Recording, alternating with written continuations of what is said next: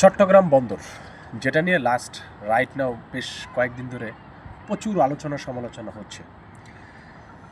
আমার কথা হচ্ছে, দেশ স্বাধীন হওয়ার 54 বছর পরেও কেন একটা শিপ আসার পরেও সেই মালটা নামানোর জন্য 16 দিন তাকে ওয়েট করতে হয়? কেন তাকে ঘুষ দিয়ে সেখানে রাখার ব্যবস্থায়ন করতে হবে? কেন ফাইলের ভিতরে ঘুষ দিতে হবে? 54 বছরের সব ধরনের পলিটিশিয়ানরা আপনার পলিটিক্স করছেন না, আপনার পারেন নাই কেন? এটা আপনাদের কি ব্যর্থতা না?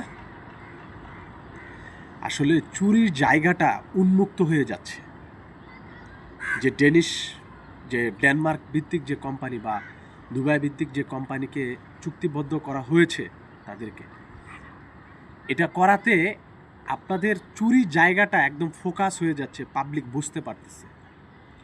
এই জায়গাটা থেকে 200 কোটি টাকা দৈনিক, 200 কোটি টাকা ঘুষ লেনদেন হয়। কল্পনা করা যায়? আমার কথা, 54 বছর স্বাধীন হওয়ার পরেও যে জিনিসটা আপনার সলভ আউট করতে পারেন নাই, এখন যখন এটা বেটার কিছু করার জন্য চেষ্টা করছে সরকার, সেটাতে আপনাদের সমস্যা। কারণ আপনাদের পকেটের টাকা এখন অন্য জায়গায় চলে যাবে, তাই না? আপনাদের পকেটের টাকা অনেকাংশে, কিছু টাকাটা হলেও যেটা পেত না, সরকারের এখন পকেটে আসবে। আপনাদের টাকাটা এখন মানে জেনুইন কাজ হবে, দেশের কর্মসংস্থান হয়েতে কিছুদিন পরে সেটা আরও কর্মসংস্থান বাড়বে। একই সাথে বাংলাদেশ যে শিপ হ্যান্ডেলিং যে বিষয়টা, এটা আরও অনেক স্ট্রং হবে। এটা পরবর্তীতে নট ফরলি আমাদের দেশে, এটা আমাদের দেশের লোকগুলো শিখেও আউটসাইডে এই বিষয়গুলো কাজ করতে পারবে। এটার গোটা পৃথিবীতে চাহিদা আছে। গোটা পৃথিবীতে 57টা দেশে তারা এই আপনার বন্দর নিয়ে কাজ করতেছে। আর আমাদের চট্টগ্রাম বন্দর নিয়ে কাজ নেওয়ার সাথে সাথে নিরাপত্তায় ঝুঁকি চলে আসে কেন? 57 দেশ যখন কাজ করতেছে, অন্য জায়গাগুলোতে যখন দেশগুলোতে কাজ করতেছে, তাদের নিরাপত্তা ঝুঁকি হয় না? আর ভাই, বাংলাদেশে আছেটা কি? ঝুঁকির কথা বলতেছেন, আছে কি? চুরি করবে কি? সব তো আপনারা খেয়ে ফেলেছেন, রাজনীতিবিদটা।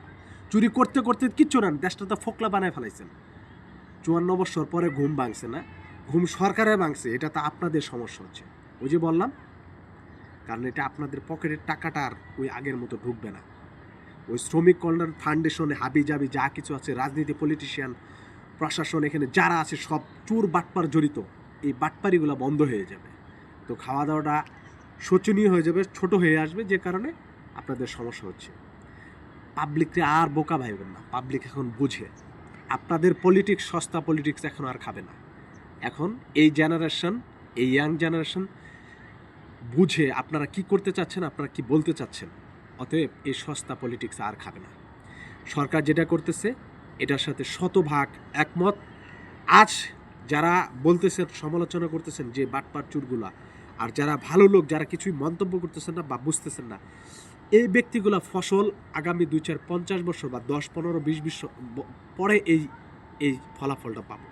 অতএব যেটা করতেছে, আই হোপ যেটা খুব ভালো সিদ্ধান্ত।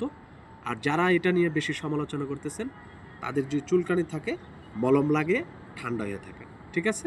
আল্লাহ হাফিজ।